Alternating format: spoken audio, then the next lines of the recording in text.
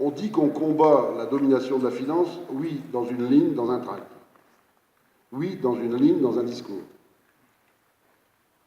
Mais ça ne va pas plus loin.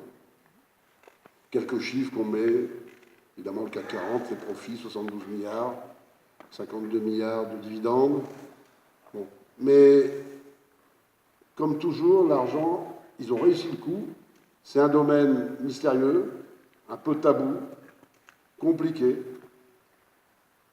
Et bien même moi qui ne sais pas compter, j'ai tout compris. Ah oui, peut-être parce que je ne sais pas compter. Parce que quand on a un peu d'expérience politique, on voit bien là où le bas blesse et là où il reblesse. Et il ne faut pas jouer sur les pièges qui nous sont tendus. Si on veut devenir un expert de la finance, on est mort. C'est une question de justice, c'est une question de démocratie, on en parlera tout à l'heure, qui est en danger, pour les États, pour les peuples, et parce que tous les vices de la société de demain sont là, apparents.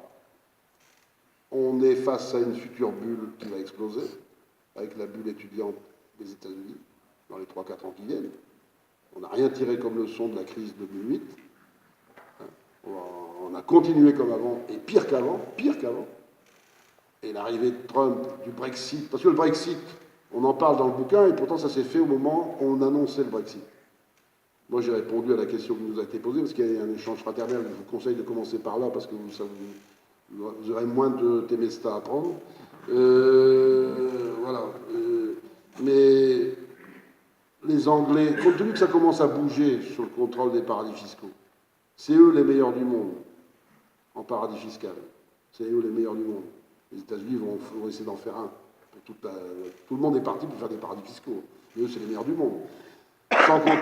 Sans compter, parce qu'il y a une question morale aussi pour l'avenir de nos enfants.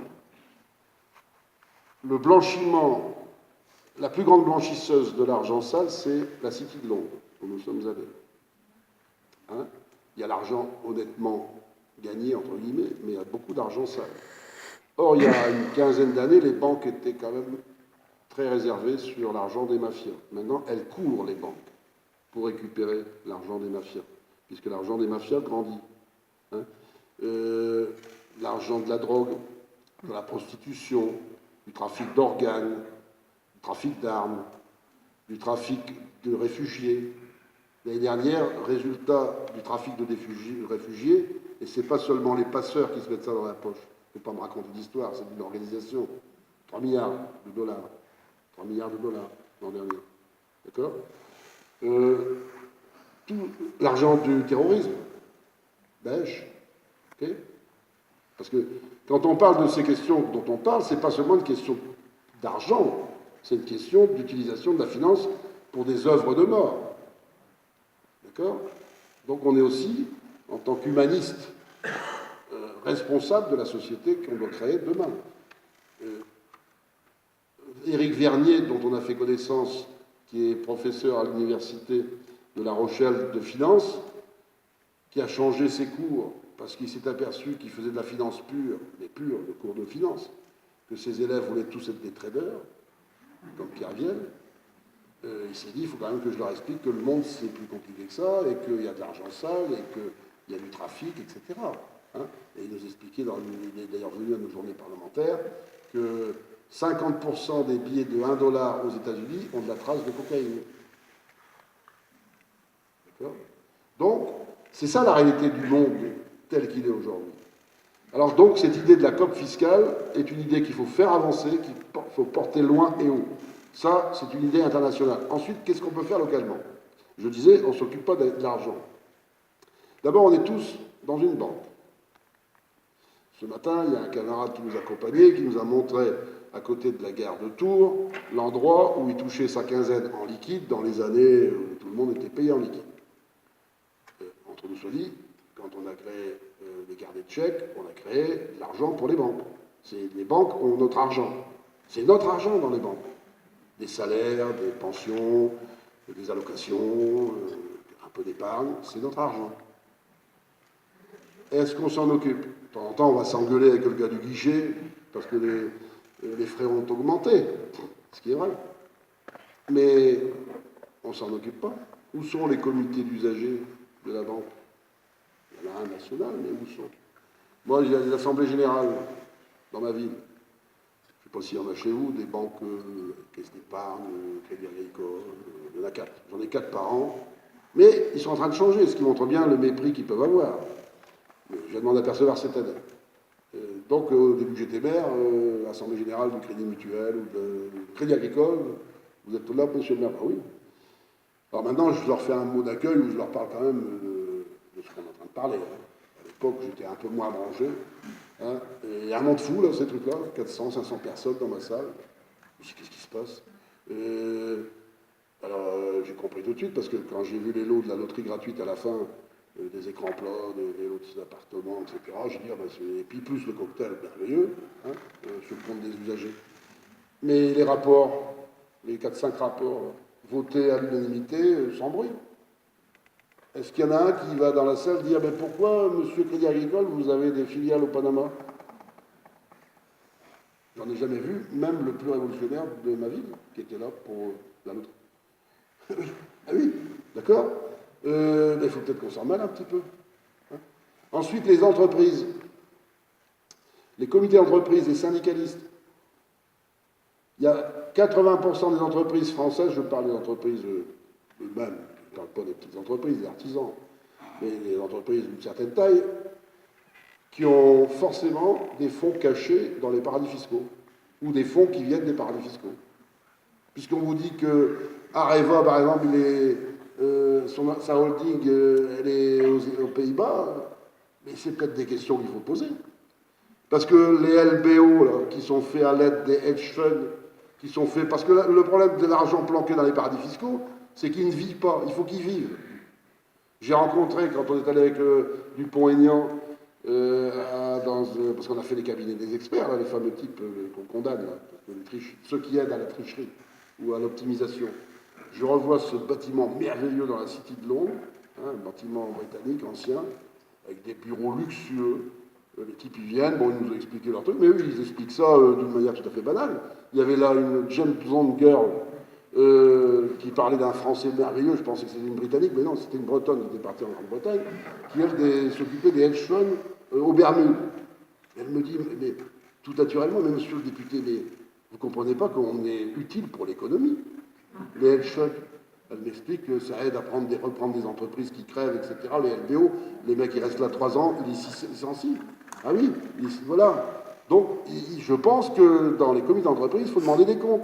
Comme l'ont fait les gars de chez McDo, des McDo de l'Île-de-France Ouest, quand ils ont... Parce que le type, ils ont fait un syndicat, après ils ont eu un CE, première réunion du CE, voilà, le type un peu timide, hein, il venait d'être élu syndicaliste, il pose la question, monsieur le directeur, parce que chaque année il doit faire le bilan financier, mais je ne vous ai pas entendu parler de la participation aux bénéfices. Ben, le gars il a dit, mais il n'y a pas de participation aux bénéfices, il n'y a pas de bénéfices. Forcément, dans leur système de transfert interne du groupe, on en parle dans le bouquin, les bénéfices sont partis au Luxembourg. Okay. Deuxième année, il était un peu plus hardi, il a dit que ça ne peut plus durer.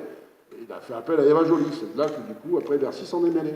Donc les syndicalistes dans les entreprises devraient, entre autres, s'occuper de sur quelle base financière fonctionne l'entreprise ou le groupe. Pour poser le débat.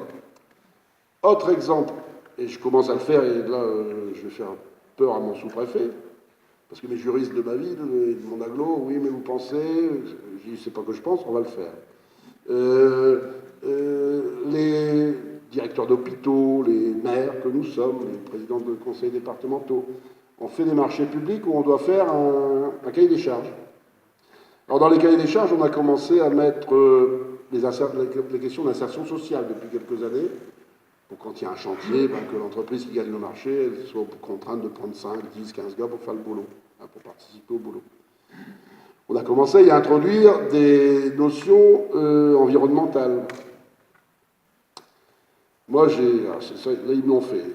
J'ai demandé que, par exemple, pour les cantines scolaires, j'ai 1500 élèves, moi, en cantine scolaire, on mette maintenant dans l'appel à candidature pour les marchés, que pour les pommes, par exemple, le fournisseur des pommes, qui va gagner le marché, doit accueillir dans son verger d'où viennent les pommes tous les élèves de toutes les classes concernées, voilà, à ses frais. Je ne sais pas s'ils trouveront Adam et Ève, mais c'est écrit dans le cahier des charges. Forcément, si c'est un gars d'Andalousie qui gagne le marché, il faudra qu'il prenne des avions pour venir chercher mes élèves. Vous voyez ce que je veux dire? Ça, c'est légal, hein? C'est tout à fait légal. J'ai dit à mon sous-préfet, il me dit ça, c'est légal. Et pourquoi on n'introduirait pas ce que je viens de faire pour le prochain appel d'offres? Parce qu'il faut quand même que je commence, je ne peux pas seulement parler et pas le faire.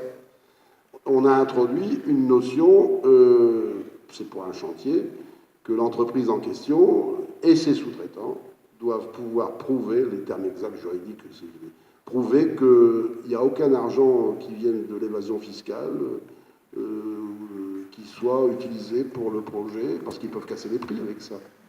Donc je pense que si tous les élus commencent à dire partout, comme je viens de le dire, je vais te prendre 3-4 exemples, poser cette question, d'où vient l'argent, eh bien ça va. Alors vous allez avoir des sous-préfets. Le sous-préfet m'a déjà appelé là-dessus. Il m'a dit non, c'est pas très légal. Et je dis, monsieur le sous-préfet, vous avez un compte en Suisse ou que... Non. Ah oui, non, mais moi, je suis comme ça. Hein. Vous savez que je suis un peu comme ça. Hein, voilà. Donc, oui, je pense que ce débat-là, il faut qu'on l'ait. Et puis ça conforte. Moi, j'ai vu mes élus autour de moi, bah, ils se disent, il ne fait pas seulement qu'un bouquin, quoi. C'est un combat. Alors c'est petit, c'est à petite échelle. Mais on ne le fait pas, ça. On ne le traite pas, ça. Parce que voilà. Et c'est que 2-3 exemples. Je pense que l'imagination étant au pouvoir, ben, il y a ceux qui ont par exemple piqué les chaises dans les agences avec attaque. Donc il y a plein de forces comme ça qui se mobilisent là-dessus. Or, si on avance, ils vont reculer. Par exemple, dernier exemple, et puis je vais vous laisser la parole. Ces groupes-là, je parle des grands groupes, ont 2 failles. L'argent et leur réputation. On cite dans le bouquin l'exemple de ce qui s'est passé en Grande-Bretagne avec Starbucks. Vous savez qu'en Grande-Bretagne, Starbucks, Amazon et autres groupes de ce genre, les GAFA, ils ne payaient pas d'impôts du tout. Donc ça s'est un peu rebellé. Nous, on a rencontré d'ailleurs au Parlement la commission qui suivait cette question, hein, qui n'était pas Margaret Etheridge à l'époque, c'était un conservateur même. Ça commençait à chauffer les oreilles des parlementaires, que des grands groupes comme ça, mais ne payaient pas un rond. Pas un rond, ils nous ont donné des chiffres, des hangars qu'ils avaient installés partout, ils ne payaient pas un rond. Donc ça s'est un peu, ça a renaclé, et du coup il y a eu une commission d'enquête qui s'est mise en place, présidée par Margaret Hodge, qui témoigne dans notre bouquin, députée travailliste, et elle s'est pris la tête avec tous ces groupes-là, dont Starbucks. Du coup les tabloïds anglais ont fait des grands articles, les usagers de Starbucks, hein, ont commencé à créer des comités avec des banderoles, etc., pour boycotter le café Starbucks. D'ailleurs, anecdote, nous on est piégés par ça, on l'a mis dans le bouquin, on arrive à la gare Saint-Lazare pour aller à Rouen, hein, il n'y avait qu'un truc d'ouvert, Starbucks. On s'est privé de café. Je peux vous dire qu'on s'est privé de café. Voilà. Donc, je ferme la parenthèse. Tu arrives à Grenoble, qu'est-ce que tu vois, Starbucks, et tu arrives à Lyon, gare de Lyon, à Lyon, Starbucks. Donc nous, on cherche les petits bistrots où il n'y a pas Starbucks. Et ça, c'est pour faire... Je ferme la parenthèse. Et bien, Starbucks, quand il y a eu cette campagne, il a commencé à en rabattre. Il n'a pas tout payé, mais il a commencé à venir voir le fisc anglais et commencé à se dire, je paye des impôts. Leur réputation, très important. Très important. Voilà les quelques mots que je voulais vous dire en complément de ce qu'a dit mon frère. On a encore beaucoup de choses à vous dire, mais le mieux maintenant, c'est qu'on échange. Et après les 3-4 questions que vous n'aurez pas posées, on y répondra quand même.